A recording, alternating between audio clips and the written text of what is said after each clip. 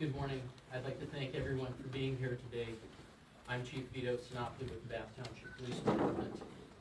And with me today are Attorney General Dave Yost, his Press Secretary Steve Irwin, John Smurglia with the ATF, Bureau of Alcohol, Tobacco, and Firearms, Ann Murphy with U.S. Marshals Service, Dave Laughlin, Captain with the Akron Police Department, Mark Kohler with BCI, Chief Rob Campbell. I also want to recognize the BCI team who's here working nonstop. That would be Matt Armstrong, BCI Special Agent Supervisor with the Ohio Attorney General's Office, Nick Valente, Corey Momchalov, Austin Fedchuk, Andy Harmashuk, John Lieber with BCI, and anyone else who I may have forgotten. Our Bath detectives, Rob Young and Dan Riley. Also want to recognize two of our trustees here today, Sharon Troike and Sean Gaffney, Captain Steve Brown, and members of our police department, also Sergeant Kevin Motes and Patrolman Lee Oubre, who are here today as well. We're here today to announce a significant development in the investigation of the tragic shooting that occurred on November 2nd on Top of the Hill Drive in Bath Township. Since that morning, investigators with the Bath Township Police Department and the Bureau of Criminal Investigation have been working tirelessly on this complex and challenging case.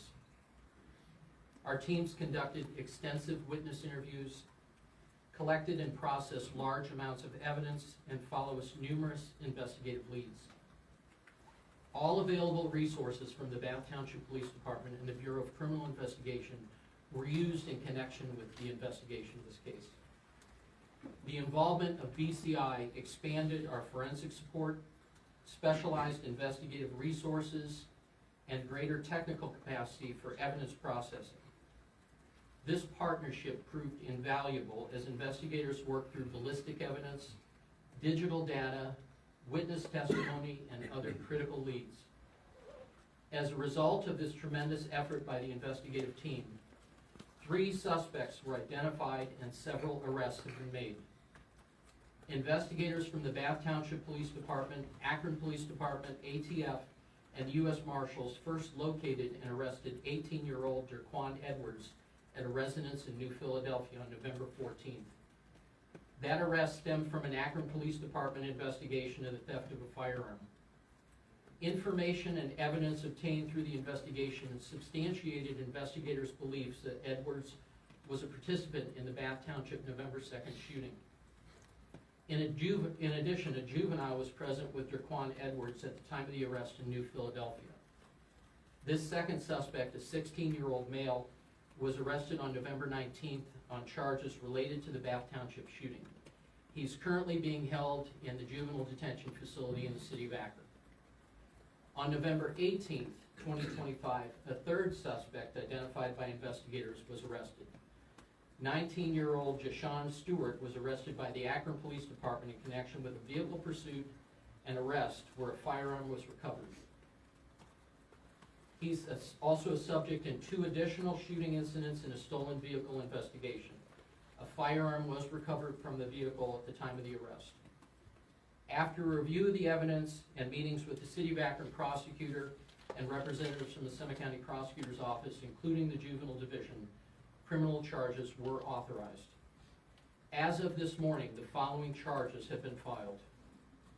Jerquan Edwards, 18 years of age, has been charged with 1 count of murder and 9 counts of felonious assault. A 16-year-old male was charged with 1 count of delinquency to commit murder and 9 counts of delinquency to commit felonious assault. Jashawn Stewart, 19 years of age, has been charged with 1 count of murder and 9 counts of felonious assault. All the charges filed include firearm specifications. It is anticipated that additional charges will be filed at a later date. As a reminder, charges are criminal allegations and defendants are presumed to be innocent unless proven guilty in a court of law. This investigation remains active and ongoing, and we continue to pursue additional leads in this case, and our investigators are committed to ensuring that every person responsible for the shooting is held accountable. I want to take a moment to once again thank all of our mutual aid law enforcement partners for their assistance throughout this case. to the Bureau of Criminal Investigation, the U.S. Marshal Service, ATF, the Akron Police Department, Copley PD, Cuyahoga Falls PD, Fairlawn PD, the Summit County Sheriff's Department, and Ridgefield Village PD, as well as many fire EMS departments that responded to provide assistance that morning. An incident of this magnitude required collaboration and coordination across multiple agencies, and their support was vital to getting us to this point. More importantly, their professionalism and courage made a difference during a time of tremendous chaos and heartbreak. To arrive at this point in this complex investigation in less than 3 weeks is a testament to the work ethic, professionalism, and commitment to justice of our investigative team. Also, the emotional weight to first responders related to an incident this serious can have a dramatic effect on them. And I want to thank representatives of the Assist 77 team who are part of the Summit County Safety Forces Support Center who provided peer support to many of our first responders. We also want to express our continued commitment to justice for the victims and their families in this tragic incident, for those who were injured, and for Elijah Wells, whose life was tragically lost in this shooting. Our thoughts remain with all those who sustained injuries and with the family of Elijah Wells, several members, including his mother, who are here in the audience today. We understand that they're experiencing unimaginable grief. On a positive note, I'm pleased to report that 2 adults who remained hospitalized were discharged yesterday from local hospitals, and we wish them the very best in their recovery. Bath Township continues to take proactive steps to address concerns related to short-term rentals. We've reached out to the Summit County officials to consider drafting legislation that would impose both civil and criminal penalties for violations associated with short-term rentals. In addition, we've spoken with our local state legislator and asked him to oppose Senate Bill 104, currently being considered, which would limit local regulation in short-term rentals and hinder our ability to protect our residential neighborhoods. We're also working closely with our Bath Township Zoning Department to incorporate additional language into the zoning resolution to strengthen our ability to enforce existing regulations. Although townships currently have very limited authority, primarily civil remedies, to address violations, we are committed to using every tool available to provide clarity, uphold our standards, and maintain the character of our community. We will continue to update residents and the media of these efforts advance. In the aftermath of this shooting and subsequent arrests by our investigators and partnering agencies, I want to take this moment to speak directly to our community, especially to parents and those who are standing in the shoes of parents.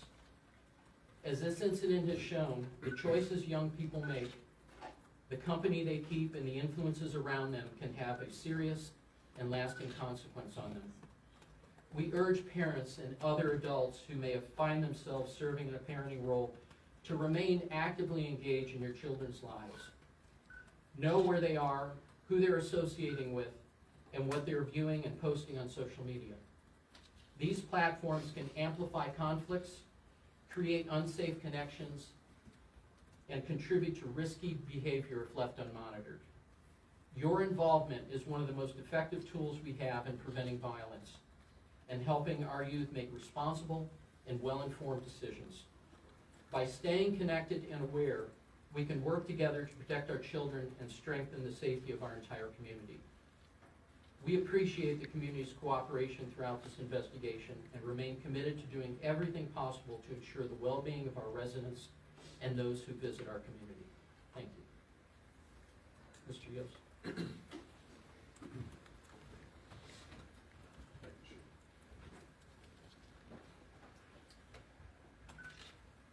Thank you, Chief Sinopoli, for your work. You're hosting us today, and congratulations on breaking this case.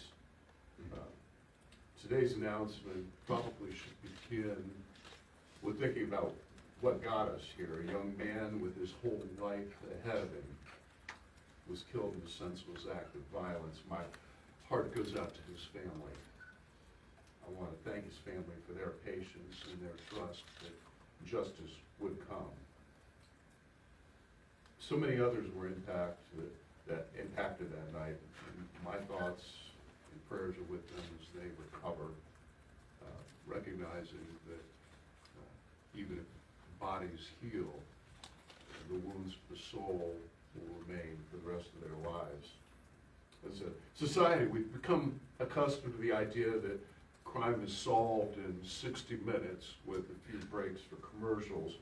The popular show 48 Hours emphasizes this solvability of homicide diminishes after the first 2 days or so. And while that's partially true, the first few hours of a homicide investigation are in fact crucial, which is why we lean heavily on BCI's crime scene unit to expertly gather information and process scenes. The fruits of today's announcement are the product of 3 investments in law enforcement long before this incident occurred. In early 2022, I directed BCI to expand its NIBIN capabilities to provide almost instantaneous ballistic evidence comparison for every law enforcement agency in Ohio.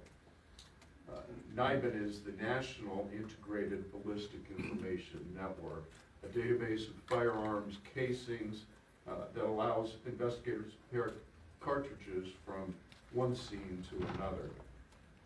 I directed BCI not only to invest in the technology, but the people that would run the machines and do the analysis, to forge new connections with the federal government that hosts the database.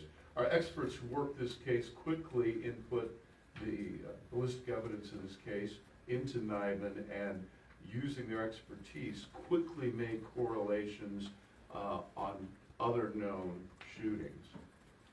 I want to emphasize that it was those experts at BCI doing the work locally, not backlogged through the National Correlation Center, but making correlations right here in Ohio that gave immediate leads to the investigators to pursue.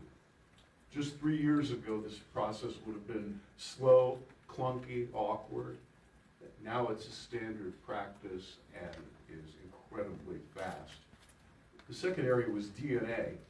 After we began the NIBIN initiative, it became evident that we needed to increase the laboratory's capacity to process DNA from firearms, particularly from cartridge casings, which is a special thing. It's difficult to do.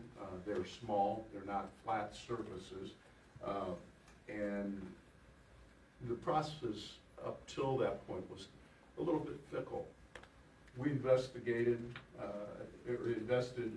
a lot of time and effort in enhancing our capacity to use DNA, touch DNA analysis from cartridges, not only because of the large number of firearms, thefts, and offenses, but also my confidence in BCI's laboratory drove me to that decision. And the DNA analysis of cartridges is now almost routine. Our folks at BCI have gotten really good at it. The last thing that we did was corrected a little bit of a challenge that we had. Starting in 2020, we began to be asked more and more frequently to do officer-involved uses of lethal force, to provide a thorough, independent, professional investigation. We gladly stepped up to provide that assistance so that local communities could be convinced that this wasn't a DIY kind of investigation of the local police investigating the local police, but that it was independently and fairly done. The challenge, though, was the increase in workload meant that we weren't responding as quickly to cases like this. Under the leadership of Mark Kohler, who's here, and Superintendent Bruce Pijanowski, we reorganized BCI and created a separate force investigation unit to handle those officer-involved incidents and reinvigorate special investigations to do what they do best, which is cases just like this one. And that reinvigorated unit, I think, was key to the results here.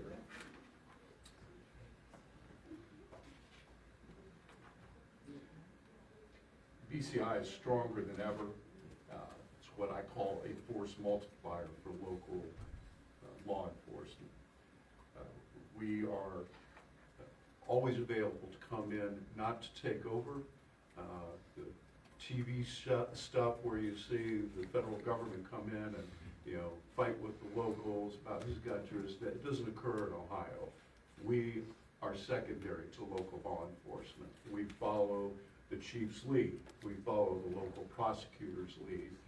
We are a force multiplier for the people that are on the ground, elected by their local communities to do this work, and we're glad to do that. I want to thank our partners in this investigation, obviously Bath Township, Akron Police, ATF, U.S. Marshals, several others that the chief mentioned.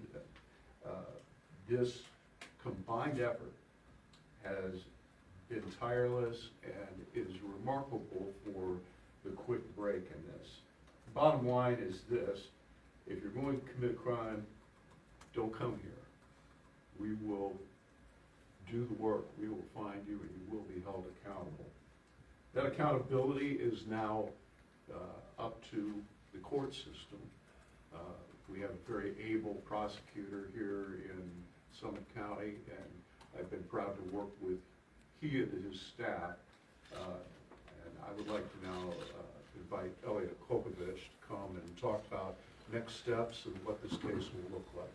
Thank you, sir. Thank you for your work, sir. Of course, thank you.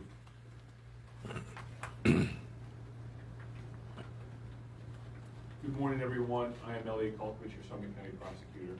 I want to thank you all for being here today, and of course offer our condolences to Ms. Wells and the loss of her son, Elijah. I also want to thank Chief Sinopoli. We are here because of Chief Sinopoli's foresight to engage every resource at his disposal. And I want to echo the Attorney General and all the agencies he thanked in his speech. And again, thank Chief Sinopoli for all of his work in engaging those resources. Regarding the timeline, all of those charges have been filed locally. At this point, our prosecutors are working with the agencies to gather all of the evidence and reports, and with an eye towards presenting these cases to a grand jury shortly after Thanksgiving. Regarding the juvenile, that case will go through the process, potentially being bound over to adult court maybe the end of the year or early in the new year. Again, I would like to thank all of the agencies that the Attorney General mentioned in his remarks for their quick work in this. As Chief Sinopoli said, we are about 3 weeks out, and that is excellent work done by all law enforcement in this matter. Thank you. Chief. Mr. Smirglio, would you like to make a few remarks?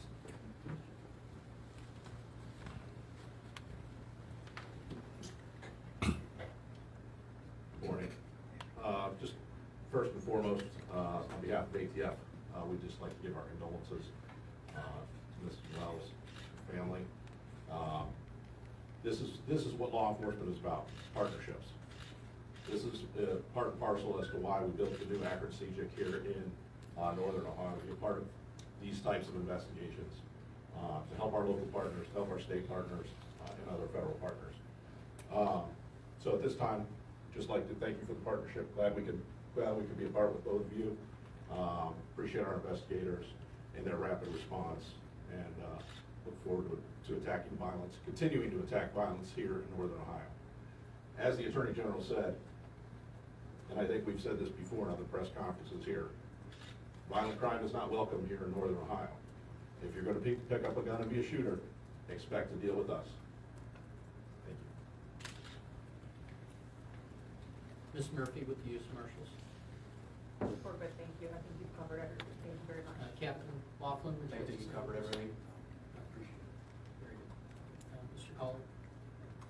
I'd also like to recognize another one of our elected officials, Trustee Elena Goodrich, who came in, and I would like to see if any of our trustees would like to make any statements. Mr. Sean Gaffney.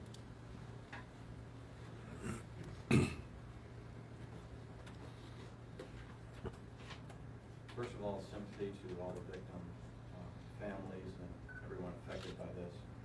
As Chief Sinopoli stated, I am Bath Township Trustee Sean Gaffney, and I want to thank all our first responders, including Bath Police, Bath Fire, Bath Dispatch, mutual aid partners, and all other responding agencies.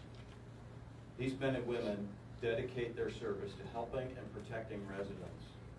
Their training proved invaluable both in safety and in saving lives, and the response was professional and exceptional. Further, I want to thank all the after-incident investigators, these men and women around me. I want to say thank you. And of course, to Bath Police Chief Sinopoli, his invaluable leadership in Bath Township. I can't thank enough. Thank you. And I want to, again, thank our first responders and all the unsung heroes who protect us daily. Thank you.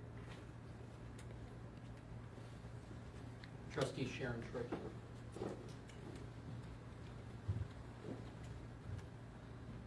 Good morning, and thank you all for being here and covering this very important press release conference.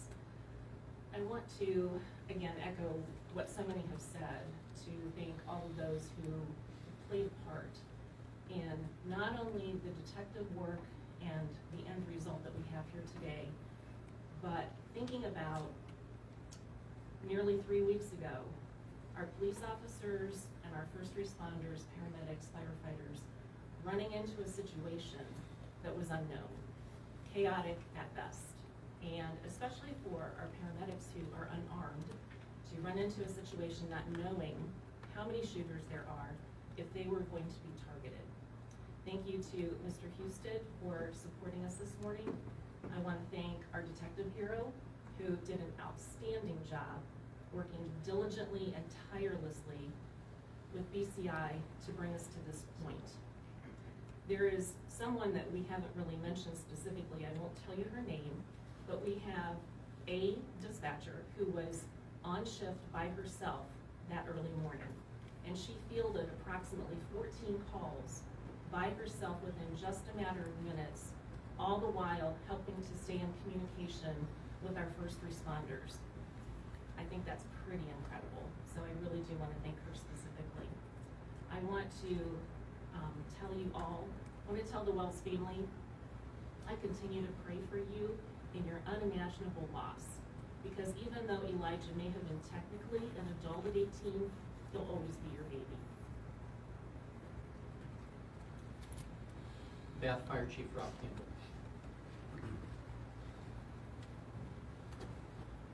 Good morning. Thank you all for coming. I don't think it can be said enough that our deepest condolences go out to the family of Mr. Wells. No family should have to endure this, and I can't imagine how their lives have been forever changed by that, as well as the many victims who have recovered from their wounds, but will deal with this event long in the future. Bath Township's a small community. Our forces are small, so an incident like this can quickly overwhelm resources. I am extremely thankful for the EMS teams from Richfield, Copley Township, City of Fairlawn, Granger Township, Sharon Township, City of Cuyahoga Falls, City of Akron, City of Norton. They all came to us in our moment of need rapidly, and they all functioned along with our law enforcement partners from all those agencies as one cohesive team in the lives of the people that made a difference. I would like to sit here and tell you that I celebrate that, we only had one fatality, but that's one fatality too many. So it's hard to celebrate something like that. But we did have a lot of very serious injuries. That number could have been a lot higher, and it was everyone's work that prevented that from being the case. I also want to take the opportunity to congratulate Chief Sinopoli, all the investigators on the case. I have seen firsthand how hard they have worked, and I'm very appreciative and proud of the job that they have done and the conclusion that we arrived at. Thank you.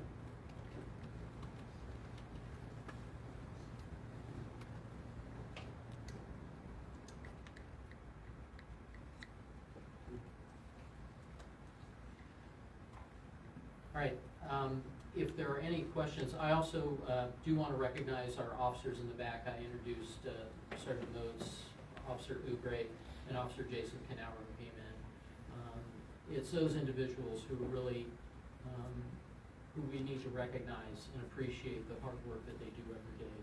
And I truly am appreciative, so thank you for being here today. Chief, walk us through exactly what happened that night. Were these suspects in a car that drove by? Were they in the party? What exactly happened leading up to the shooting?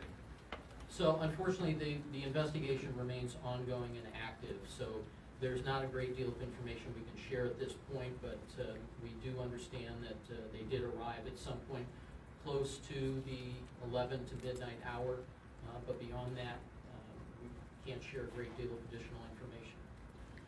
Can you tell us if any particular tips were crucial in identifying any of these three suspects? If so, the reward that was out there, is that going to be handed out? And maybe more of an explanation of how you found them, where you found them. And so just to clarify, with respect to the reward, and I know there was some information regarding Crime Stoppers, and the investigative team had chosen early on to delay the inclusion of Crime Stoppers because they wanted to concentrate most of the tips and information coming to the Intel at Ohio Attorney General.gov line.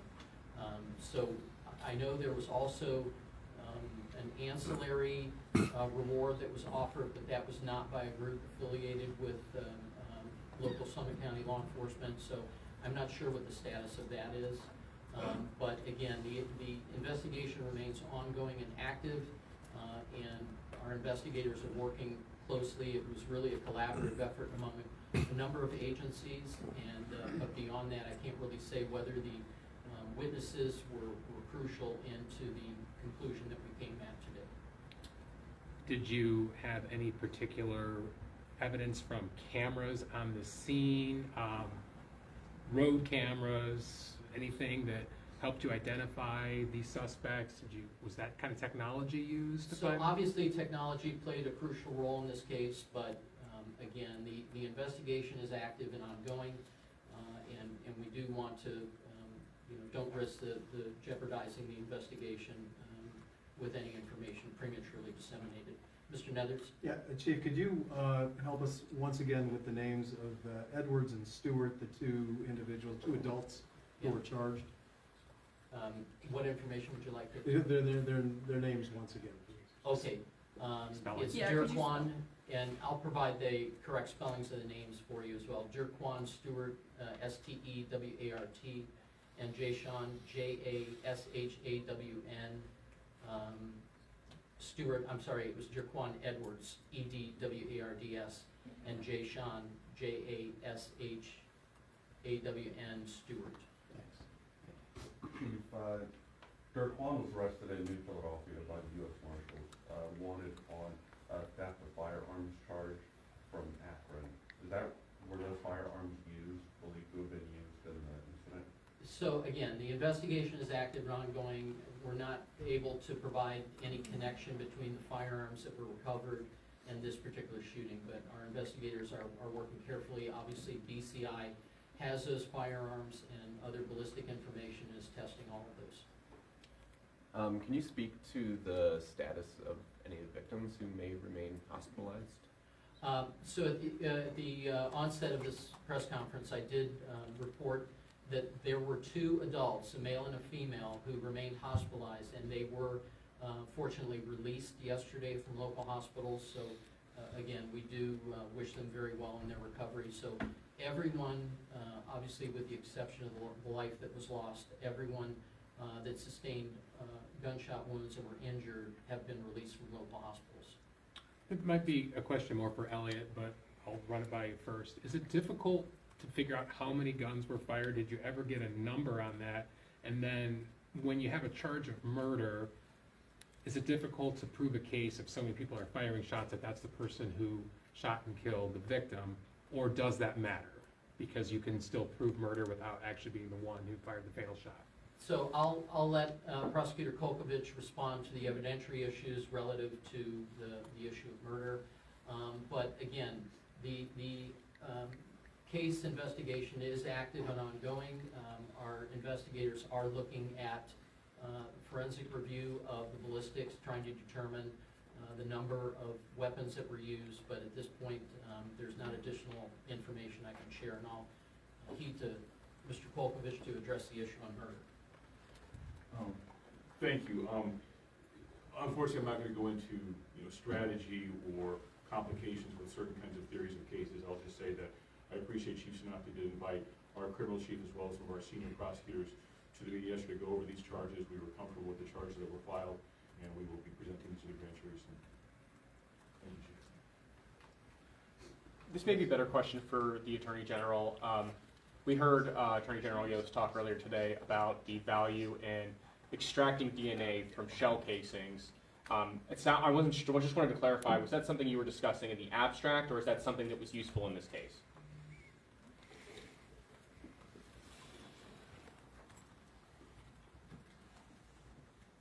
The investigation is ongoing, and I'm going to be very cautious about what I say. So in general, the DNA was important in this case in identifying leads as to which leads, which defendants, and what weapons. I think that will need to come out in the prosecutor's case in chief in court.